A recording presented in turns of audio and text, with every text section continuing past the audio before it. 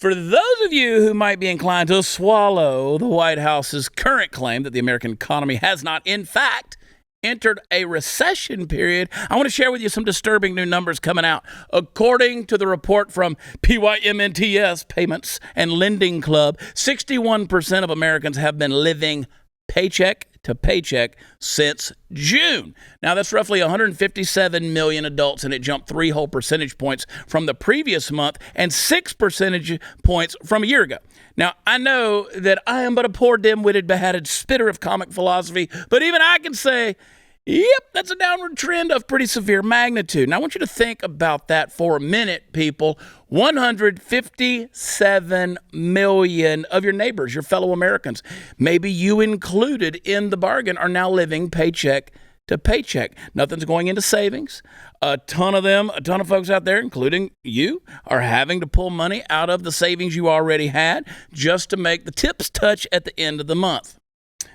Should have said ends meet, but swing and a miss. Let's make the tips touch. Now, it's worth pointing something out. In a regular economy, this trend does have a benefit in that it means money is flowing into the economy from the correct channels and stimulating growth in the process. Saving money is a good personal approach, but for the economy as a whole, sometimes it's better to have those dollars circulating through businesses and pushing the trade of goods and services. And on the receiving end, maybe you're broke until the end of the month, but hey, you got bills paid and a new TV you like. The problem, of course, is that term regular economy, as a problem there, because people living paycheck to paycheck because they're choosing to or because of normal externalities that arise in the course of everyday life. That's one thing.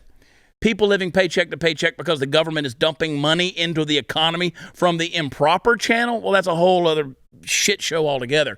Now, with their massive and poorly aimed spending bills, the Democrats are inflating the economy like it's boobs on a porn star, Nancy Pelosi, whatever, and they don't seem to understand that all they're doing is making things worse. And, of course, I wouldn't be a proper endorser for tinfoil hats if I didn't mention that it's pretty likely they do understand, at least some of them, because they'd love nothing better than to remake the American economy in the image of a more socialistic, idle nation.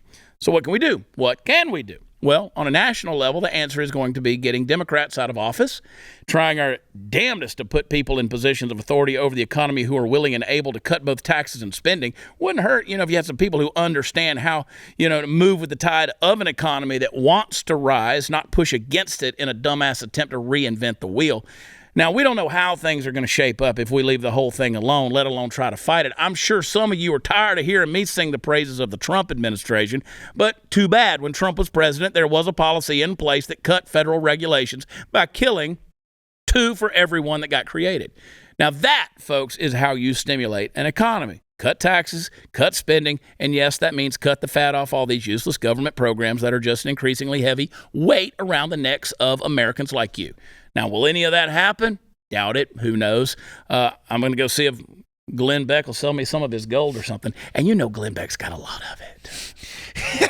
He's got a lot. He's got a lot in their stash. Glenn's got so many things. I'm going to Glenn's house.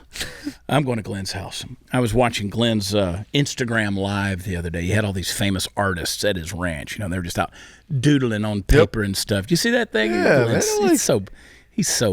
He's doing great under this Biden inflation economy. He's so privileged.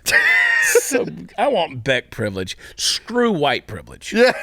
I want to be like Glenn Beck. I don't want to live on this planet, right? I just want to sometimes my feet touch the earth.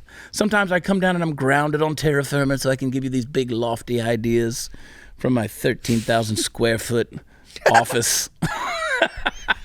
I love you, Glenn.